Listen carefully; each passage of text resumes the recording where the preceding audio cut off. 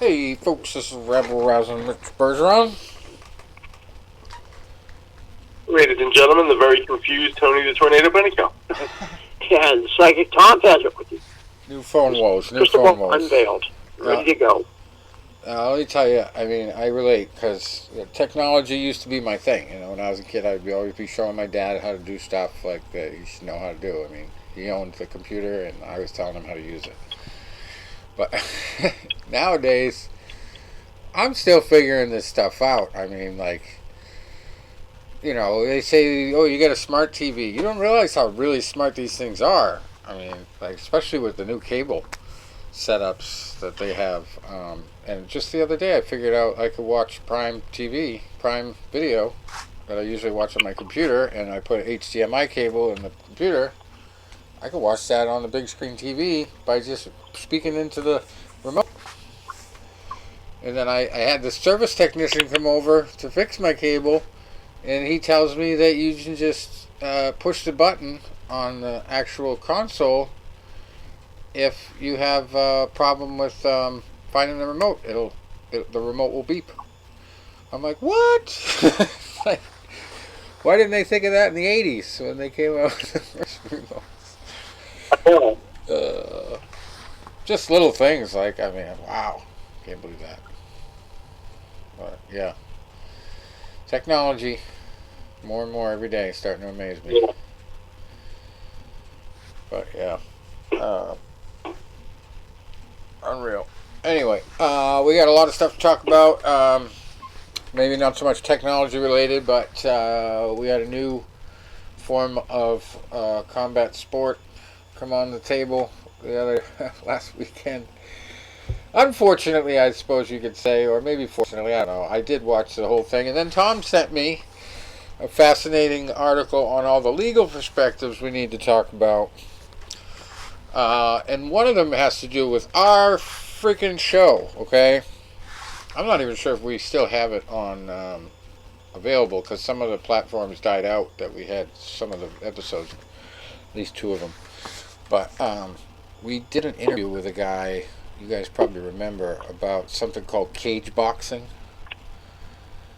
Remember?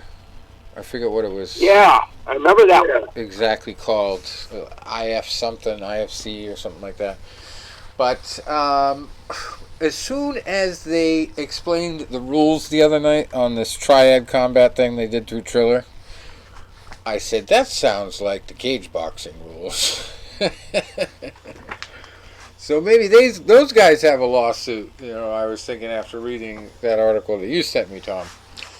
But basically what I'm talking about, Tom sent me an article that explained that after they did this on national TV, pay-per-view, through Fight, now Fight is getting sued and Triller is getting sued and Triad Combat, although the whole works, because number one, they didn't follow the saga of the UFC and the Octagon situation, where they were made famous, that situation, by trademarking the word Octagon.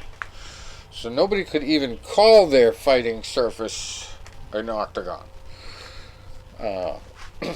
Which is ridiculous, because, I mean, that was one of our first big conspiracy theory type interviews, was when we got the guy that claimed to have invented the octagon, Kaja Patul. We had him on our show. Oh, jeez, probably like the first year we ever did the show. So that kind of subject is near and dear to my heart, you know. And then the legal angle, of course, having represented myself against the Fertitas. So, yeah, just fascinating stuff that it just keeps getting worse for Triller. They've had some really bad cards. They've kind of had some embarrassing moments, calling people out, and you know, the whole damn Vitor Belfort versus Evander Holyfield debacle was a mess. So now this, and you know, I don't know how somebody couldn't have figured out that they've already patented and trademarked a triangular ring. But there were some good ideas. Okay, there was some good vibe stuff going on. For number one, they had, without having these big intermissions with musical acts, they had Metallica, it was there. They had one big segment, and that was it. But in between fights, they had some people that were not your typical boxing fan, let's say. You know, rapper Fat Joe, Nick Cannon, who I would never even think knew of anything about boxing. You know, he does all the singing shows and all that crap. So I thought that was a nice touch. You know, get some new people interested in boxing. If you follow those people and, you know, you're watching their Instagram or whatever, social media, you might tune into the Triller fight and see something new. So I thought that was kind of a, you know, different thing that might get more eyes on boxing. Good idea. But, you know, the execution of the rest of it, I don't know. I just did not do the matchmaking very well on at least a couple fights. The most potent example was the female fight. That the girl, it was like she was still on her first lesson where the coach told her to put her chin on her chest, tuck the chin in, and that was all she learned. She learned nothing else. She's over there with her chin tucked in like a champ, but she got her face punched in by her opponent. Totally demolished, totally one-sided fight. It turned out I think she was like 0-4 in boxing or something like that, or 1-4 in her boxing record. So yeah, that wasn't a good selection there. Number 2. Yeah, she was 39 and fighting a 21-year-old. That didn't help either. An 18-year age gap. Yeah, and in the main event, we had a world-class boxer against a retired, sort of good fighter in his heyday, but you know, he had like a one-hit wonder, you know, ride in the UFC basically, and you know, was probably most famous for one arm bar where he broke the guy's arm. But I mean, it wasn't necessarily like legend status in the UFC. He had his run. I don't want to say he got lucky. He worked for it, but I mean, like, he literally had his cup of coffee in his 15. Well, now, I have to defend him, Rich. I mean, he did knee bar Brock Lesnar, even though Lesnar was pretty green, and he knocked out Nogueira. So he had a good run of it for a while. But you're right. Right, but I mean, all that stuff was mostly jiu-jitsu, right? I mean, he wasn't known for knocking people out. He wasn't known for punching, standing on the feet a lot. Okay, now Nogueira, he knocked him out, and Wes Sims. That's when I made the biggest fool out of myself in my whole life of watching this. We had a whole mob of people, and we were pulling for Sims because he was such a fun goofball. And he was holding his own on the ground, and the minute they stood up, I said, all right, Mir has no stand-up, and everyone was all excited, and then Mir unleashed a 4-punch combination, and Sims was finished. And I just wanted the floor to open up and swallow me. Oh, my God. I mean, if he had come to MMA as like primarily from a striking sport, you know, that'd be one thing, but he really had a lot of his glory moments in jiu-jitsu and wrestling and just, you know, being more of a durable guy than a world beater and you know, a clobber you as you stand type of guy. So I just think it was very bad matchmaking to put him up against a guy like that after like the competition that he's already faced. A world-class guy who had just fought for the heavyweight championship last year. Yeah, and Frank's not actively in MMA. That was terrible. He has just been doing these little boxing matches, which are basically, I mean, other than Cunningham, he hasn't fought anybody like, you know, that's current, still, you know, fighting at the top level like this guy. And so they really threw him to the wolves. I didn't even get to see it. I fell asleep before the main event, but I did watch every single fight before that, and I heard about it after the fact. He got knocked out standing up. It was brutal, apparently. Like, the ref got a lot of criticism for not stopping it early.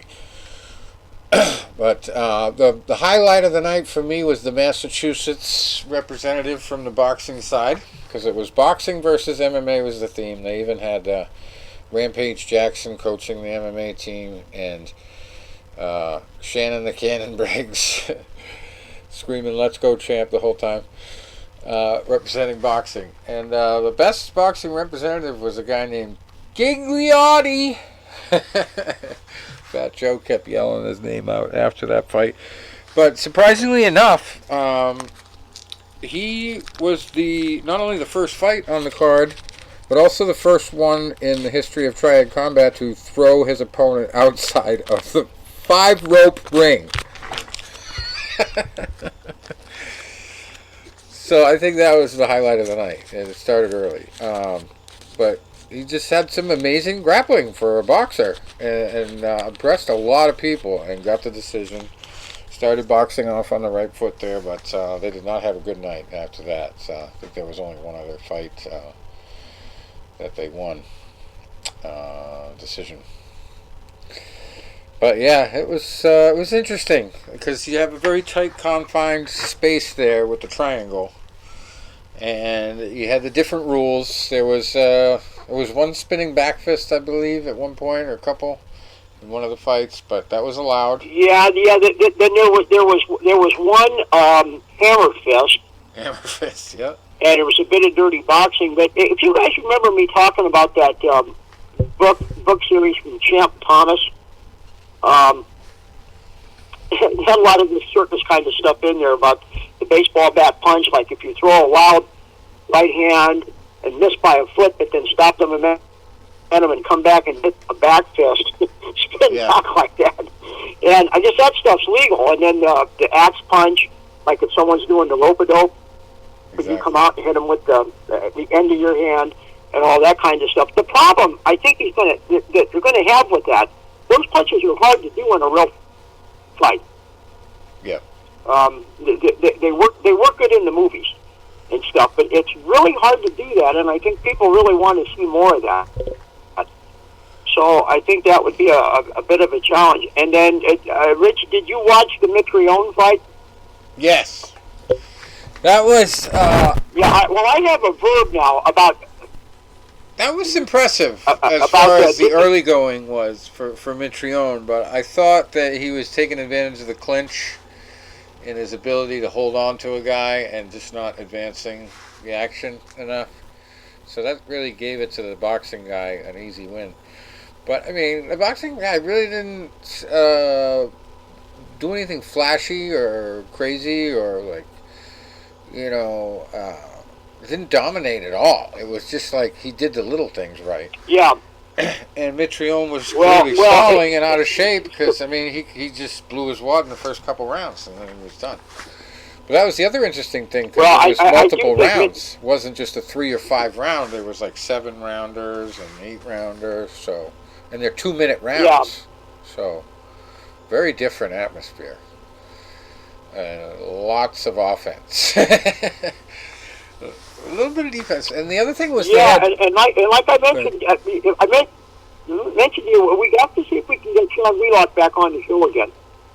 Yes, we will. And I do think he would come on, promoting this, and I'd like to get some of that behind the scenes thing, and see what the plans are for the next one. Well, it'd be an interesting perspective, seeing as, we talked to him the last time about the book, about the start of the UFC. And so now he's getting into a lot of the different promotional stuff. And, of course, we'll have to get the story on why he's always posing with Mountain Dew and how much they're paying him. If he really drinks a liter every time he goes to a fight. But... anyway, yeah, this is a new thing, and I'm a little bit fascinated by it.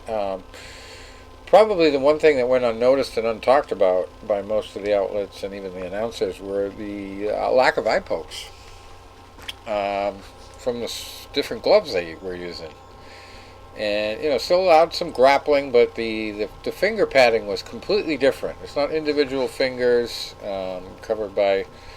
a pad. It was like more of a boxing glove with a strap underneath it, kind of. So your thumb and your fingers are free for grappling, but you're never going to eye poke somebody because your fingers are kind of forced to curl over when they're open, your hands open. So I think the UFC ought to take note of that. Yeah. Yeah, I think that's a very good point. And so, all in all, it was a good experiment. Just wrong representatives in a couple of the fights, and then just a very bad choice of a main event. It's one thing to put names against each other to sell tickets, but another story we're going to be talking about tonight has to do with an amateur fight. But it's another example of the fact that people die in this sport if you don't take the right precautions to make sure safety is first. And number one thing is just don't put on mismatches. You got to put on fights like Tom sent us earlier today. Somebody's always got to go. Yeah. And by the way, that thread on Twitter had more examples of some of these insane, no wins, 62 losses, 2 draws. Wow. I wish we could see that card. Yeah. I wish we could see that fight. I said, I looked at it, and not only were the guys, whatever. The one guy was all 31 knockout 31, losses. All losses by knockout, and the other guy was 29 with all 29 by knockout. I'm like, this fight ain't going to go the distance, I'll tell you that. I don't know who's going to win. Loser leaves boxing. It might be the Rocky 2 ending, where they both go down, except this time neither one of them gets up. Yeah, there was a lot of excerpts on that. If you guys go back and check out the thread, it was just hilarious. I had to say that, but this to me is as fascinating as a carver. I want to see the Showtime. You shouldn't look at it and rubber that, but it's hypnotic. Yeah. I wish we could see it. I want to see the Showtime All Access for this fight. I want to see what they're training like. What they're saying, what their coaches are saying to them. Come on, you can beat this guy. His name is Crumble. Yeah. Oh, that one. Yeah. What's the appropriate name? Eric Crumble. How would you like to be a fighter named Eric Crumble with a record of 0-31? Fighting Jim Stiff. Yeah. Or something. I mean, that was just classic. So, I didn't even know where is that card taking place. I didn't pay attention. Will it be televised? I gotta go on Twitter to see it. I doubt that fight will be televised. I was gonna say, where's that fight taking place? Probably in the basement church where Rocky Blood sprayed the big guy. I was thinking about that the other day. Like, you've got Rocky already, but what about a movie about the guy that never ever made it? Guy from the bus station, as Reggie Jackson or Johnson would say, or Tomato Can. There's the title. It's called Tomato Can. Yeah. And guy has one last fight, and it could be like this situation: 0-31 versus 0-29. He just wins one fight in the movie at the end. There's some movies that I really got to look into. These are older time movies. I stumbled upon a book about maybe 15 years ago, and it was written by 2 guys out of Philadelphia. And that's how I stumbled across it, because they did an autograph signing about a mile from my house. But it's the 100 best sports movies of all time, and then you could break it down. They'll say they rank them 1 to 100, and then they'll say sequels that didn't really make it, and they'll have Rocky V is one of them, or it had one of the Bad News Bears sequels that was a real dud. Slapshot Part 2, how that was a dud. But they're really interesting. And then has a lot of old time movies in there. And one of them, oh my God, I don't have the book in front of me, but it was a boxing movie, and it was talking about a guy, and he's every fight, he goes, this is the fight that's going to get me where I need to be. And his wife is becoming increasingly, concerned, and she's you're always one punch away. And oh my God, I'm trying to remember what it was. It came out in the 40s. But he goes, that movie sets it up where it's, you have showing the guys in the locker room. It goes, two nervous young kids making their pro debut, an up and coming guy, and then he goes, and then the old timer who's getting like on the tail end of his career, and he's like, in a way, you look at a fighter's life through that. You see the young up and coming, the established contender, and then the fading star. And It's funny. As soon as you said fading star, I'm looking up at the TV and there's a broken cowboy with. Yeah, funny. The star on his uniform. I think it was Kirk Douglas.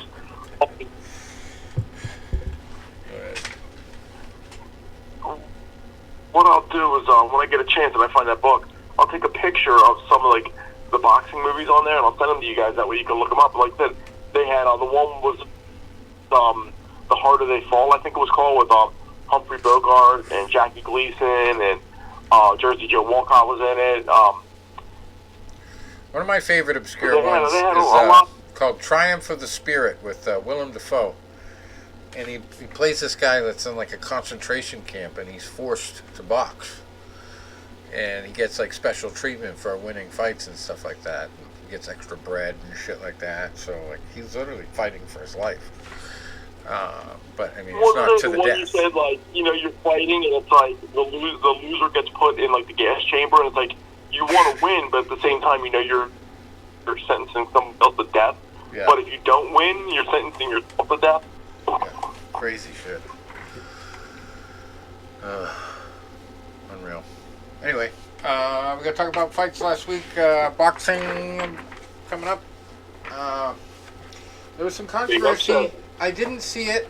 I think I watched pretty sure I watched a little of the fights leading up to it, but the Teofimo Lopez fight there was some big controversy because apparently the whole team after the fight that he lost was very delusional about his appearance and performance there. But I don't know, did you guys see the actual fight that I missed? I did not. I had put on this Showtime card because that card started first, but I knew when that card was on that I wasn't going to be seeing much, and even all the Death Wish coffee in the world wasn't helping me last week. So I put on the Showtime card, which had a fight that I really did want to see as well with Figueroa and Stephen Fulton. But like I said, I saw next to nothing. And then, I woke up at 2 in the morning with, a text message. Oh, my God, Lopez got his ass kicked. And I was like, what? And, the boy from down under, Carabus, I think his name is. Something like that. But he was a 13-1 underdog, but he scored a big knockdown in the first round. And, we know Lopez had been fighting, the scale the last few fights. And you could tell that he was, starting to struggle with that. And from what I heard was as good as he looked in the Lomachenko fight is as flat as he looked in this fight. And it could be, maybe taking a guy for granted, maybe not being able to get up for this fight after, coming off that big fight. And, you're battling them scales, and it's all I got to do is make 135. As soon as I step on that scale, it's over. I got it. That's not the case. He got knocked down pretty hard, and from what I heard, he got his ears boxed off. Yeah, he was a bloody mess. I didn't see it because I was pretty sure that was going to be a mismatch. But what a surprise! But yeah, he really looked like a mess at the end of that fight. I don't know if you guys saw what they did. I don't think this was on BoxRec per se, but somebody had taken a picture of Teofimo's BoxRec with his 16-1 record, and instead of his picture, it's a picture of Sloth. So, as busted up as he was. Oh, man. That's great. We got some boxing matches this weekend as well. We got nothing too huge, but I believe Devin Haney's fighting this weekend. There's a decent one at cruiserweight from Germany.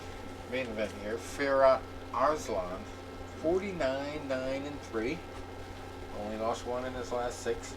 fighting Alejandro Barrio, who is 39-9 and has gone 500 in his last 6 fights. And this one's for the WBA International Cruiserweight title. That's basically somebody's dying has got to go. Yeah. Yep. There's even fights in Ghana this weekend. Nothing beautiful, spectacular. You going? Oh boy. Yeah, maybe we'll have to put the 0-31 guy against this guy. This fight is in Italy, Tony. This is our mismatch of the week, Italian style. It's the main event too. Only fight on the card. Saturday in Piemonte, Italy. Piemonte. I'm sure that's not the way you pronounce it. But it's a welterweight fight. Andrea Scarpa, 25-6 at welterweight, fighting Luigi Montagna, who has 2 wins to go with 92 losses and 2 draws. Right. Right. Looking for big loss number 93 there. Yeah, I guess we're on a mismatch there. Yikes. Only fight on the card, too. Obviously, it's a tune-up for Andrea. You would certainly hope so. Unless the mob gets involved, and it's a dive. It's a dive for Scarpa. Yeah. Win number 3. And you know what it reminded me of? It reminded me of that fight that was in, when they made the spoof movie, Hot Shots Part 2, with Charlie Sheen. Yeah. No, it was the first one, the original Hot Shot. And the guys, like, they're meeting at a boxing match, and they're going to discuss whatever plan they're going to do. And so they're sitting there, and they're like, oh, yeah, this ought to be a good fight. These 2 guys both work for Don King. And the bell rings, they walk out there, and the guy throws a jab that misses by about 3 feet. And the guy looks at him, and he, like, falls down. And they're like, all right, fight's over.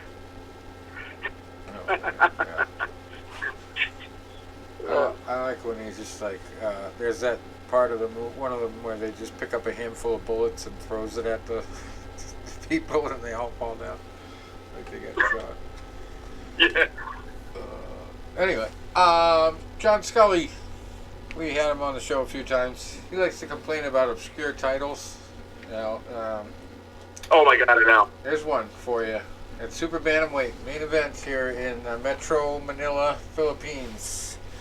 Mark Anthony Geraldo, 38-9-3, fighting Carl James Martin, who's 17-0 for the Philippines Games and Amusement Board Super Bantamweight title. Wow. I can honestly say I've never heard that one before. That's the first. Wow. I've never heard of it either. I wonder if Iceman knows about this. Because you know he ain't going to be approving. Philippines Games and Amusement But, you know, Board. but John has a great point anymore. It's like, you know, and the thing I always liked about him was, and that's why he's always been one of my favorite interviews, is because he calls it like it is, but he always says it with that little bit of sarcasm, that little bit of humor, so you can listen to him and you can relate to him. Yeah. And he'll come out there and say, like, basically anymore, it's like, you apply for your pro license, they hand you a belt. It's like, you're a professional, here's your belt. Exactly. All right, now we're going to go to the United Kingdom here for a bunch of somebody's O's got to go, but not really because there's only one left column with a bunch of O's.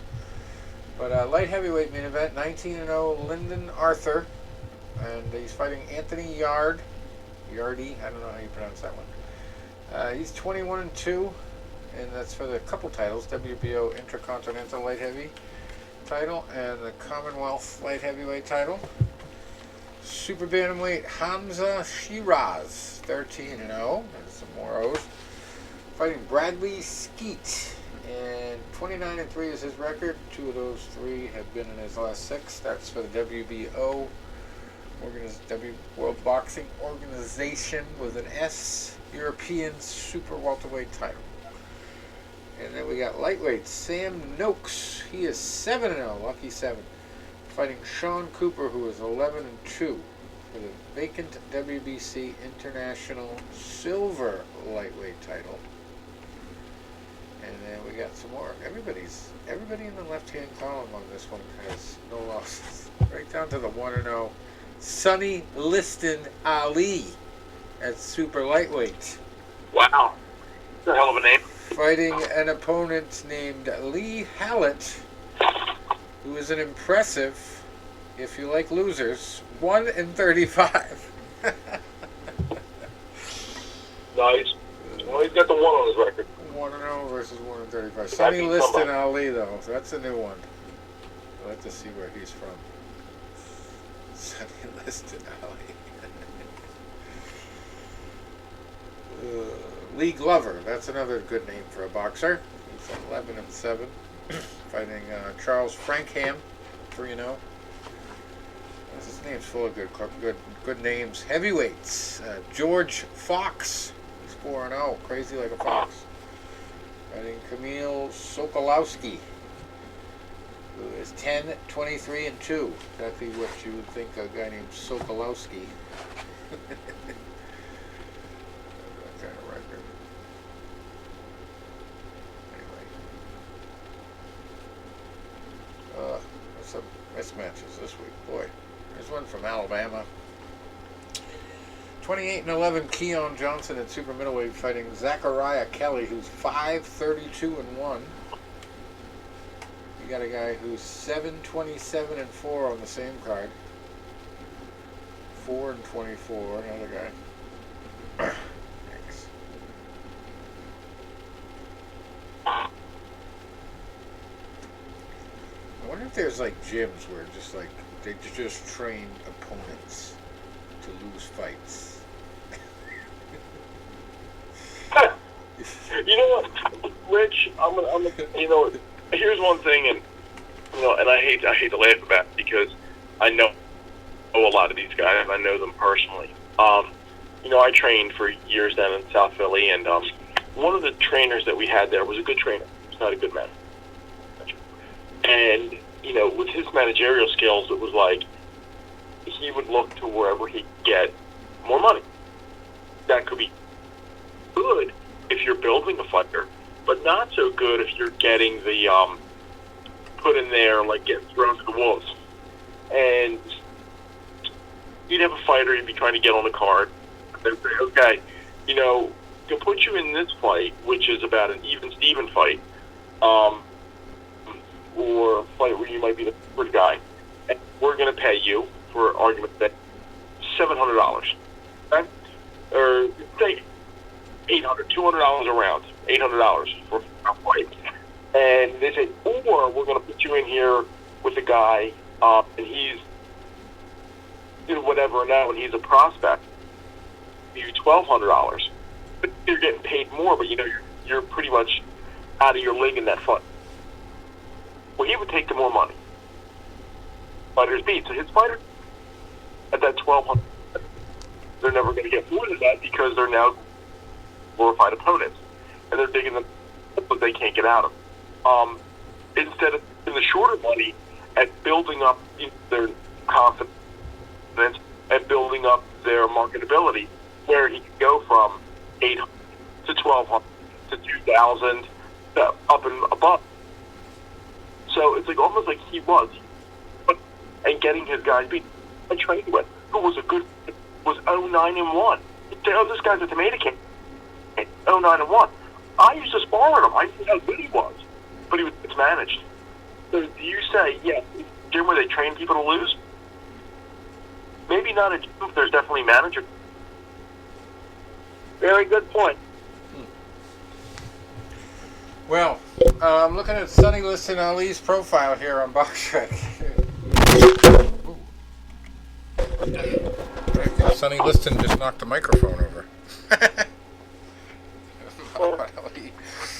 Sonny Liston Ali here. He is, I want to know, we said 62, ranked 62 out of 67 in the UK at super lightweight.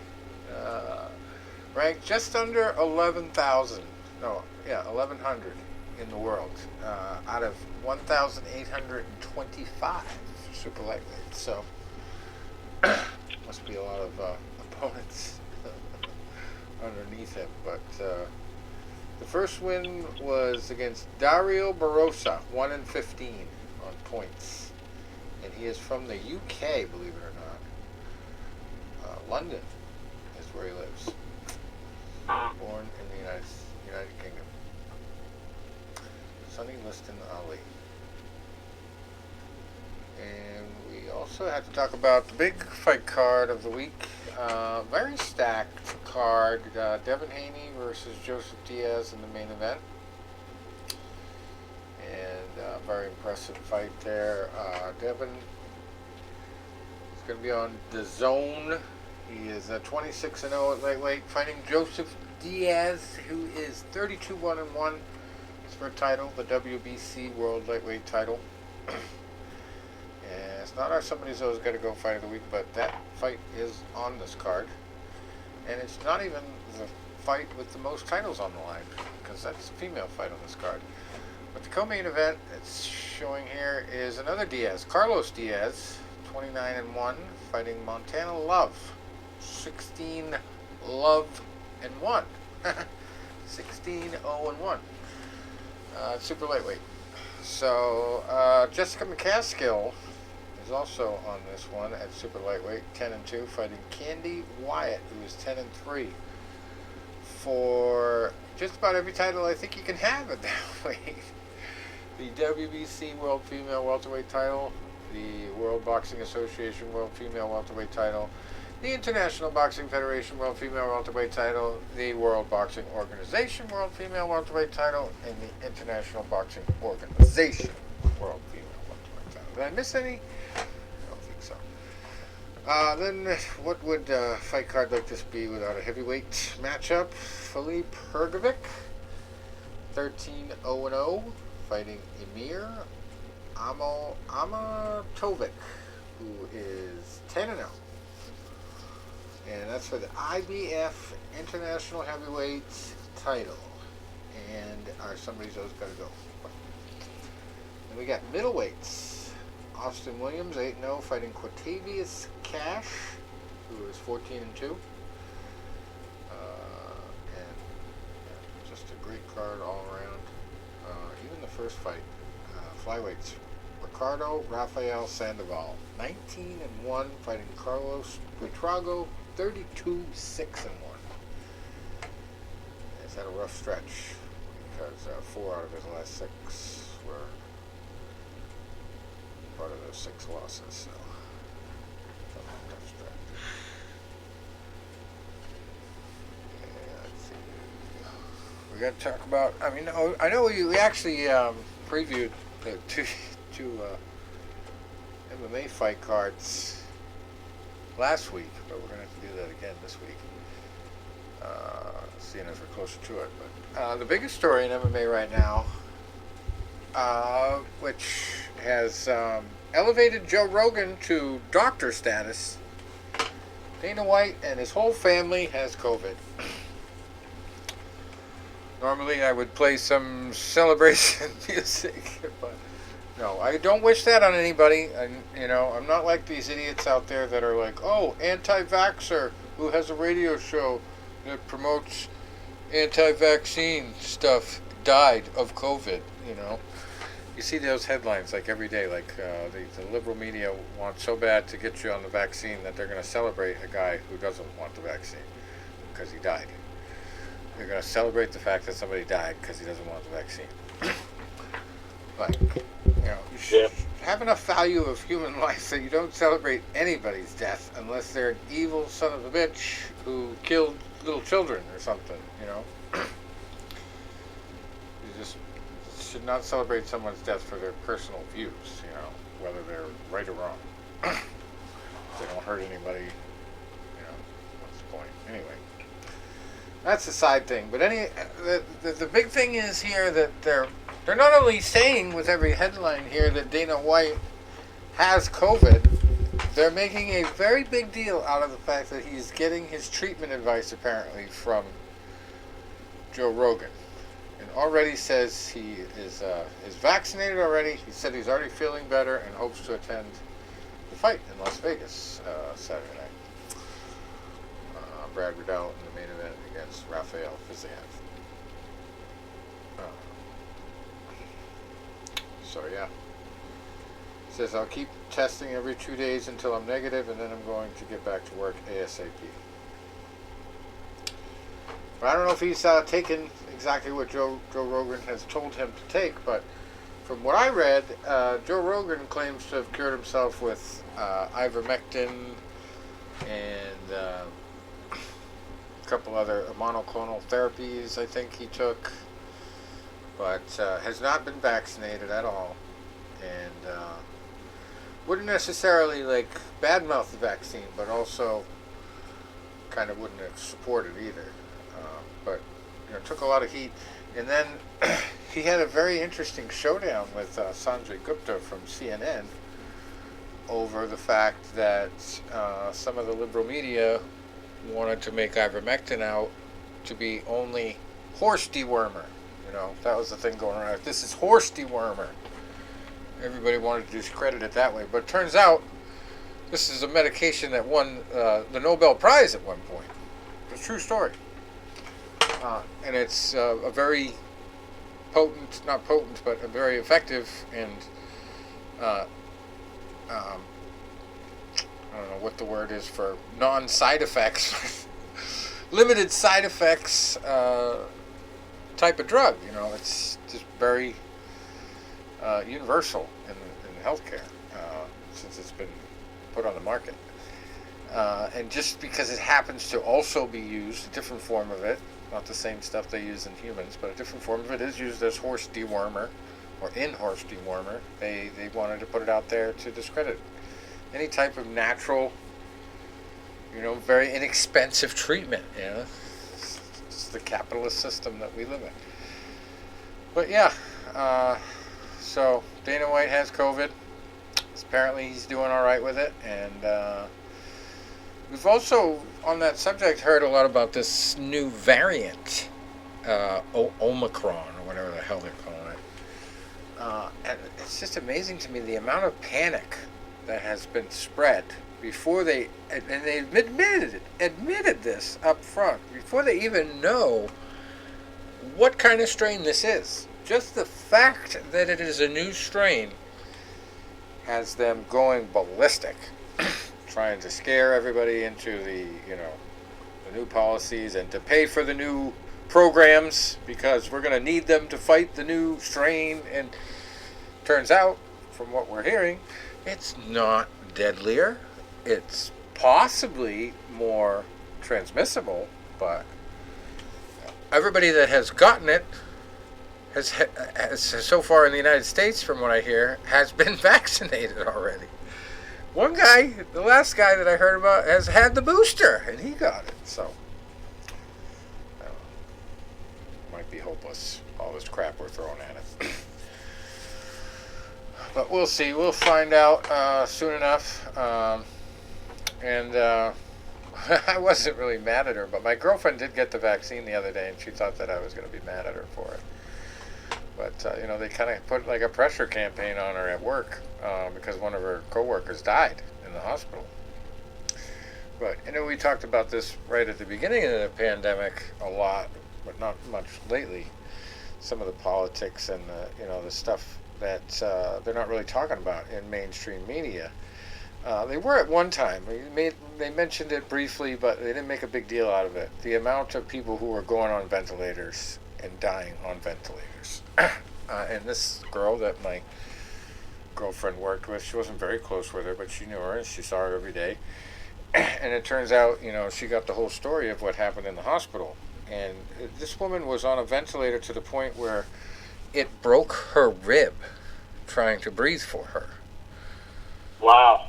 And that blew my mind. And it kind of proved my point that I've been making since the beginning, that they probably do not use ventilators properly in this situation, and they don't have them on the right setting, which is what a doctor had out on a YouTube video that was really famous at the time. It was pretty well received. And he said it was more like an altitude sickness that you would see like people climbing Mount Everest dealing with. from his perspective of seeing these patients, and that possibly they didn't benefit at all from the aggressive settings on the ventilator that most people would think would work. That they didn't even need a ventilator, they needed more like a sleep apnea mask, was what his point was. So hearing this story, and then the explanation that the family got that they had to take her off the ventilator or it could possibly make her lungs explode. So, wow. That was just like, holy shit, if I ever needed more proof, I got it. It's just ridiculous. And another story to back up that point, also from my girlfriend, her grandmother had COVID, was hospitalized. She absolutely refused to go on the ventilator. Out of the hospital now, they're looking for a nursing home to put her in. And she's like 90-something. Survived COVID. They tried to put her on the ventilator. She said, get that thing away from me. And she said something apparently like, if I'm going to go, I'm going to go off that thing. Like on my own. I got some news today. I have, when I went to college, I lived in a house there. It wasn't a fraternity, but we were like a non-denominational fraternity. And we have, for the most part, we keep in touch. We have one guy that really went rogue liberal, and unless you agreed with him on everything, you're a piece of trash. So he and I have been off speaking terms for about 5 years now, and that's fine. He's a guy like I would say, like, if I died and he came to my funeral, I'd get out of the casket, just beat the shit out of him. But, but that's whatever. The other guy that I'm very, very, very good friends with, I met him, we were 19, we were at a party, and there was a beer funnel with 2 hoses attached to it. And I met the guy doing a double beer funnel. We became good friends, and 10 years ago I attended his wedding. They're both very conservative, and I don't know if they were anti-vax or not. I don't know. It's none of my business. So I'm friends with his wife on Facebook, and a couple days ago she had made a post saying, hey, I missed seeing my son for the last 10 days, but thank you to, I don't know if it was an aunt or an uncle or a parent or a grandparent that watched him while she was quarantined. Okay, she's posted, and she's like, I'm happy to have him home, and all seems well. Okay. Yesterday, she's on Facebook, just posting Christmas Eve. And then this morning, I'm working, and I get a text message.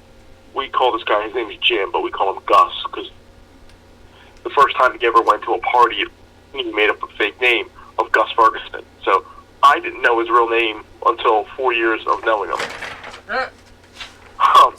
So... yeah. So did Gus's wife die? I'm like, what are you talking about? I'm like, I just heard from her the other day. She seemed like she was doing better. I'm seeing a post where something happened. So I jump on Facebook, and I see he had posted something. I'm like, dear Lord, give me strength. That could be, I'm having a bad day. This is, my wife died. And, like I said, I don't know if she was vaxxed or not vaxxed or whatever, but as far as I know, she had gotten through COVID, and the kid was back. He decorated her tree, and Wednesday she was gone. I'm trying to figure out if, because she was a heavier woman, if maybe it did something to her heart, something like that, or maybe a pulmonary embolism or something along those lines, because she wasn't in a hospital, she wasn't on a ventilator, and she died at home suddenly. Yeah. But well, they said, how they do the COVID count. I hate to joke about anything like that, but she's going to be part of the. She's going to be part of the COVID total. You know that, whether that was the cause or not. Now they're going to have us test ourselves too, and supposedly the government is going to pay for every test that anybody wants. You've heard this now? So everybody's going to be their own doctor on that front. But New Hampshire, apparently, the first day they offered that option where you could call a hotline and get a test delivered to your house. They basically cleaned out the supply, like within a couple hours. So I don't know, but apparently New Hampshire is one of the worst states right now. I don't see it. I'm not seeing it out there. I'm not even seeing places put masking in place again. And our governor has a policy in place that he will not allow any mandates for the vaccine. But we've been doing pretty well. But now we had like 100 and something deaths at this point last year, and there's like 400 deaths. I don't know if it's last month or I just read something about that today. I think it's for the full year. But anyway, yeah, just crazy. It's just getting transmitted at a higher rate, and I think it has a lot to do with the flu season and more people, bundling up indoors and getting close to each other and breathing heavy and trying to warm up tight spaces. So obviously it's going to transmit, but I don't know. I don't know if all these vaccines and boosters are going to be a permanent solution. But the whole theory that they're pushing on getting people to take the vaccine is that it's going to make sure that you don't die of COVID if you do get it. But you could get it. A lot of people are going to get it. I don't know. It's just not something I'm gonna chance to take it. But I've got an alternative that's natural. I have 714X. I got another cycle of that to take very soon. So I'm gonna do that like I did last year. And I don't think I haven't taken a PCR test or anything like that, and I don't really believe it's going to be that accurate. If they weren't accurate in the beginning, what's changed? But I don't think I've had it. I don't think they test for antibodies with those things either. So if I had it months ago and didn't know it, it wouldn't show up on a test. But I know for a fact, every time I've taken this 714X, I haven't got sick with anything. With stuff going around all around me, I haven't caught stuff. So I don't think this thing would be any different. But anyway, we digress. We got some fights to talk about this weekend. UFC coming up.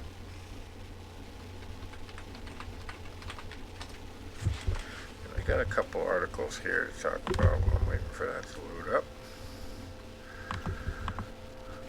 What do we have here? Hold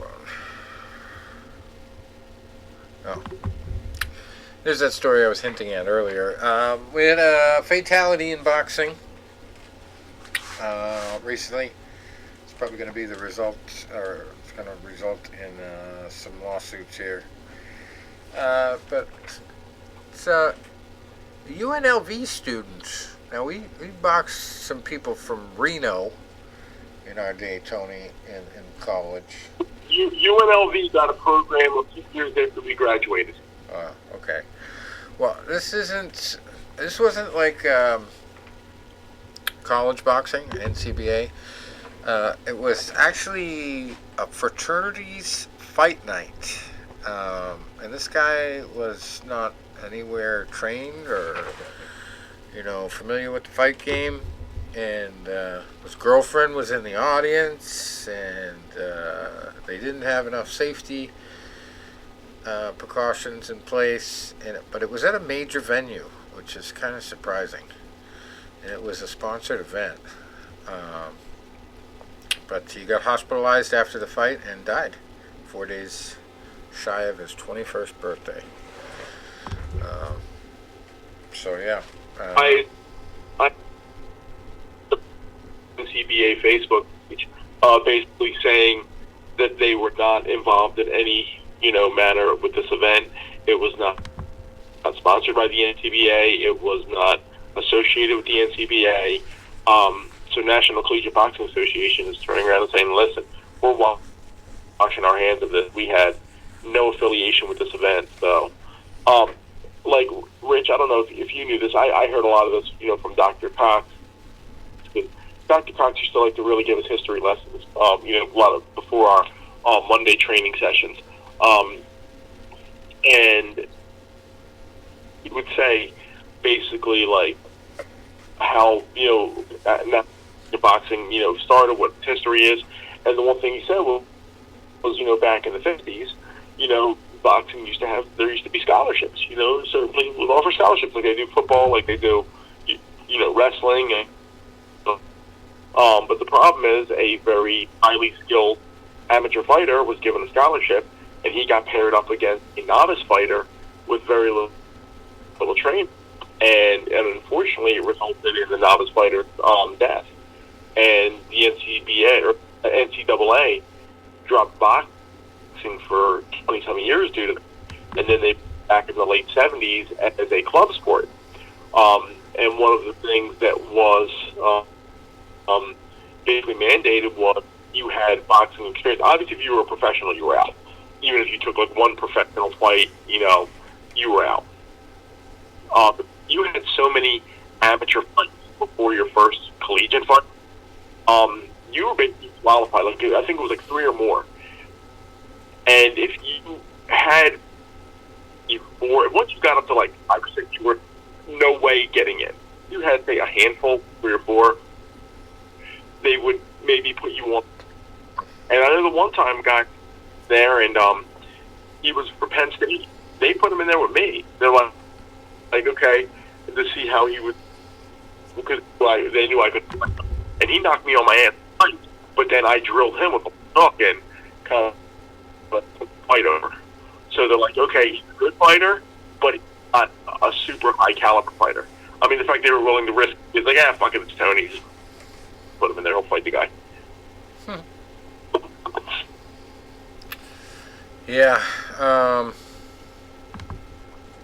I got pretty well tuned up my first 2-minute round fight at Air Force Academy in just intramurals because I had just gone through the basics and I had never really been in any formal boxing training. I'd always self-trained before I went to the Air Force Academy, so like I could understand from a very early point in boxing that this could hospitalize you if you don't know what the fuck you're doing.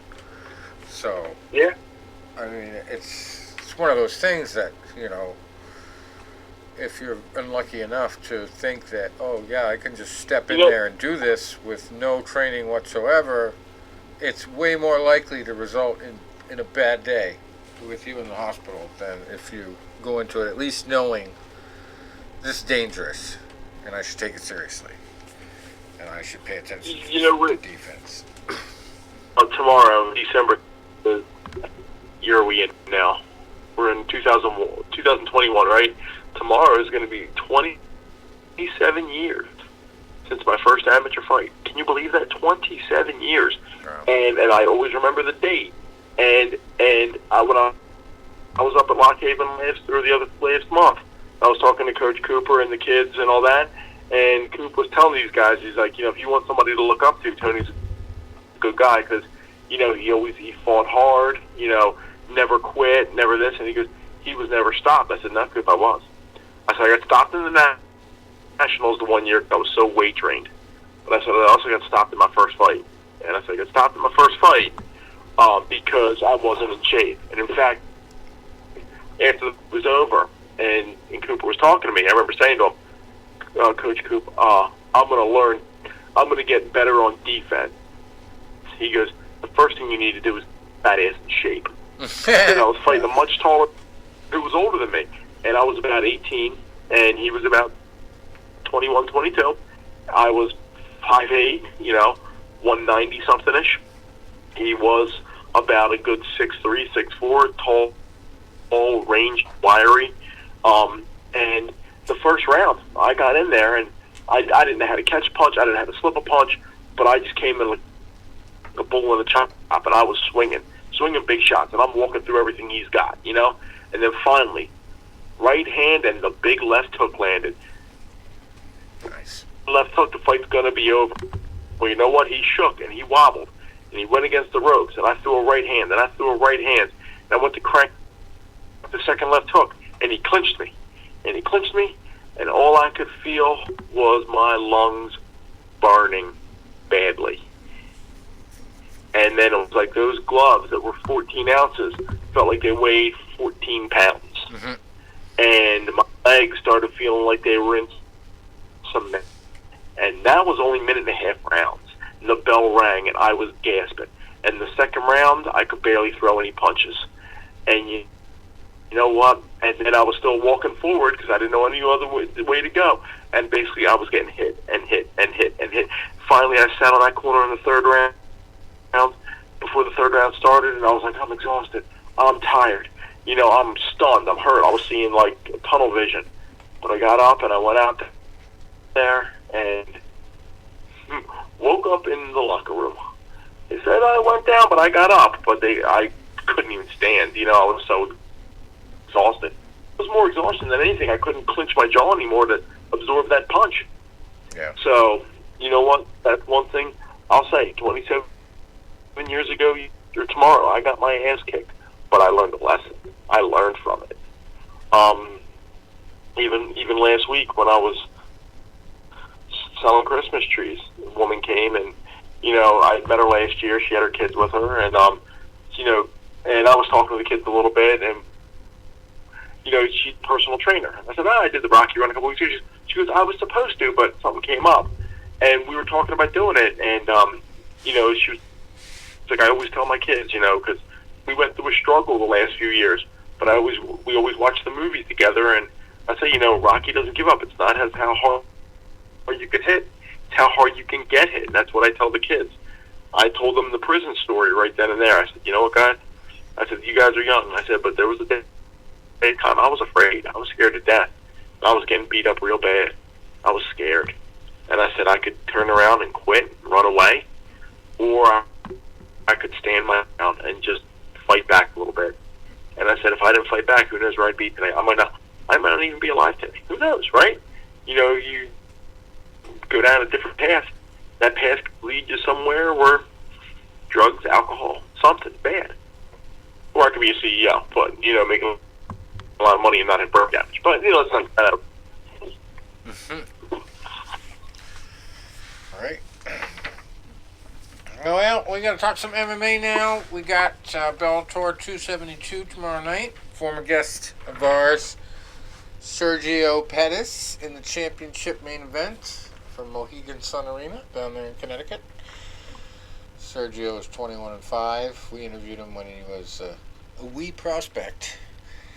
And he's fighting Kyoji Horiguchi, who is looking for win number 30. 29-3 is his record.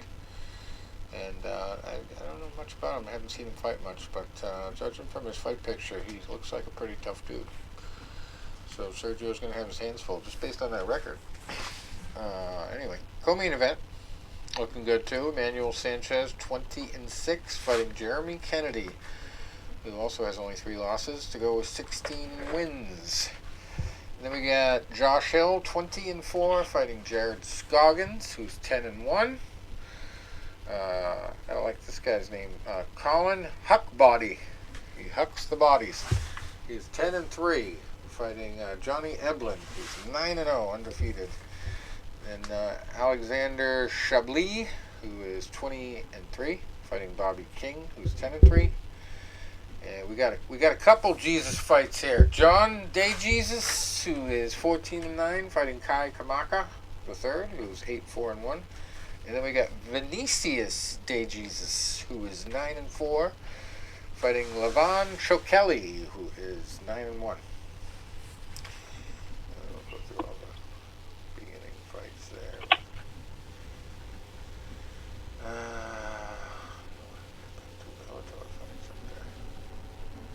UFC fight. It's going to be UFC on ESPN 31. Main event, Rob Font versus Jose Aldo. Rob Font is 19-4. Jose is 30-7. And co-main event, Brad Riddell, 10-1, fighting Rafael Fiziev, also 10-1.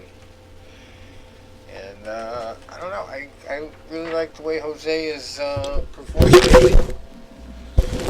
So I think I'm going to pick him in this one. And his boxing is really looking good. And I found out, talk about our old boxing days, Tony. He's boxing with the Brazilian Navy. and it turns out during our day, Navy was one of the best programs. They were going back and forth with Air Force Academy for years for that title, national title. So that was surprising to me, but hopefully it pays off. Navy Air Force go back and forth all the time. Yeah. For how many straight years, then Navy took over. Yeah. And it took a Navy guy to at least you got it 1 year, baby. Set me straight. We had the scrimmage there, and he tuned me up pretty good at Naval Academy too. I really didn't get a chance to enjoy my first experience visiting the Naval Academy. That's for damn sure. And then I went. And then I went full circle and had to face not an Annapolis guy and a West Point guy. But that was in Kentucky. I never got to go to West Point. Still have not visited there yet. Yeah, I fought in Annapolis a couple times. I never got to go to West Point. I don't even know if they have a place to have on-campus fights there. West Point. But anyway, speaking of the Air Force Academy, geez, I just found my the freshman book, the knowledge book that I thought I had lost. I found that in one of my sheds the other day. I was like, holy shit, that's awesome. Brought back some memories. But anyway, UFC fights. We also have Clay Guida in this fight against Leonardo Santos. 18-4-1. Clay is 36-21.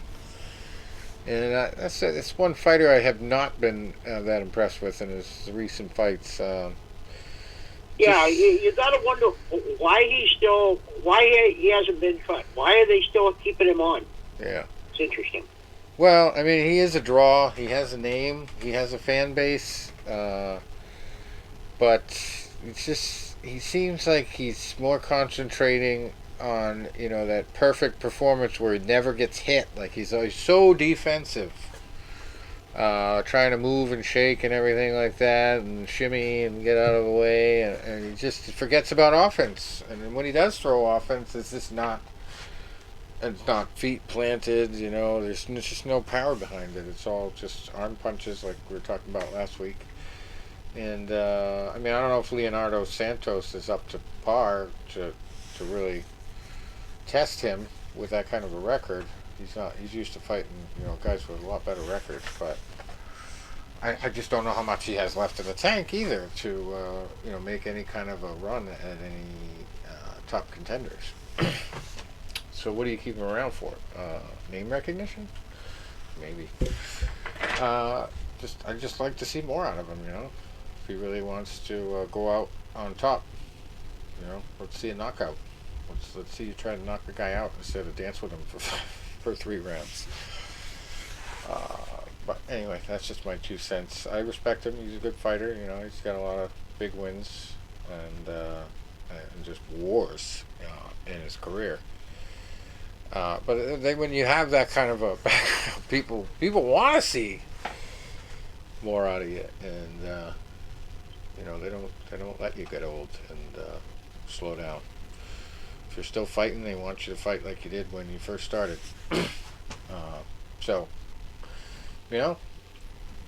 Anybody can only do the best they can, but I definitely would just like to see a little bit more. You got to go in there thinking, Jesus, could be one of my last fights of my entire career, so I'm going to put it all on the fucking line, and this guy's got 4 losses, I'm going to give him the 5th. And it's going to go down hard. But I don't know. He's always kind of seemed to have that hippie mentality too, like the wanderer, explorer type of guy. Maybe he's one of those George Foreman types, who he doesn't really want to hurt his opponent. It's all about sportsmanship. Sorry, but George used to say that in his comeback almost every interview after the fights, because remember I got like half of them on. He didn't say that in his early days. No. How times change. Yeah, he used to always say, I felt bad for the guy. I didn't want to take him out. I hit him a few times. You know, I told the referee to stop the fight. So we'll see. We'll see where Clay shows up. Anyway, Jimmy Crute is on the 12th fight of the night. He's 12-2, fighting Jamal Hill, who's 8-1. We got Brendan Allen, 17-4, fighting Chris Curtis, 27-8.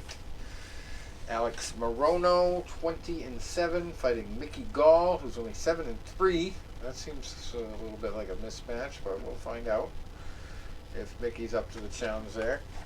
Then we got Maki Patolo, 13-8, fighting Dusko Todorovic, who is 10-2. Manel Kape, who is 16-6, fighting Zalgas Zumagulov, who is 14-5. Brian Barberina, who is 15-8, fighting Darian Weeks, just a young 5-0 there. Jake Matthews on the card, 6-5 of the night, 17-5 is his record, fighting Jeremiah Wells, who's 9-2-1. And we got the one female fight tucked way down on the card here. Mallory Martin, 7-4, fighting Cheyenne. Cheyenne with an A. That's the first time I've seen that. Cheyenne. I'm not really sure how to pronounce that last name, but Blismas is how it sounds. Blismas. Probably not the correct pronunciation, but she's 6-2, Cheyenne. And fourth fight of the night is Alonzo Metafield, 11-2. Had a rough go about it. His last fight was expected to get knocked out, and he got knocked out, I believe. It was a short night. William Knight, speaking of Knights, 10-2 is his opponent. And then we have third fight of the night, Claudio Puelas, 10-2, fighting Chris Grutzmacher, 15-4. Jared Vandera, 12-6 in the second fight of the night, fighting undefeated Azamat Mirzakhanov, who is 10-0. And then we got first fight of the night, Vince Morales, 10-5 against Luis Smoka, who is 17-7. That is quite a stacked card for a UFC on ESPN. But hey, it's time to start having these big ones. The college football season won't be interfering with these Saturday night fight nights for much longer, so yeah, you got to get people's eyeballs on ESPN for something else. So anyway, yeah, that's about it, I believe. For the stuff I've got. Oh, one more big story here, and we'll put the link up to the GoFundMe page on our show page as well. I just want to promote this as much as possible. This is an important story. So, we talked a little bit already about the risks of fighting. Well, here's a fighter from Bellator, an Irish fighter named Ian Coughlin. Had a freak training accident and is now paralyzed. So he's trying to raise funds to help, the costs of recovery and figuring out how to support his family now. It happened in July, and in just a second, he was completely paralyzed. So it's a big time spinal injury, and he's got a GoFundMe page. Actually, I just read it right on the air here. It's GoFund, GoFund.me/52C1E1DE, and I'll put the link so you can just click on it in the show description. But the little picture they show here of it says, on July 31st, 2021, Ian was doing what he loved and was passionate about, which was training towards his goal of becoming a world champ. Unfortunately, due to a freak accident, he landed on his head and within a split second became completely paralyzed and unable to move. Within that moment, Ian lost not only the ability to do what he loved, but also his full-time job and his ability to use his own body. So he has been in a university hospital since with very minor improvements and serious injuries. So he needs some help, and you know, that's what GoFundMe is for, situations like this. Anyway, so we'll post that up on the site, and we hope that people, you know, take a look at these situations and figure out how to make things more safe. You know, like I did at the beginning of the show, talking about the gloves, you know, so we have less eye pokes. Maybe we should start looking at these things, and instead of fighting over, you know, you took my ring, maybe start thinking about working with these other sports in a collaborative way and figuring out which one does correct and what stuff they can take from that, and what stuff needs to go out the window. So yeah, Ian Coughlin, Coughlan, if you want to search him online too and read about his story. But we're hoping he is able to make some kind of recovery and get some feeling back, and who knows, miracles have happened, right? So, Yep, hope springs anew. right. So anyway, that's all I've got, unless you guys got any tidbits to add.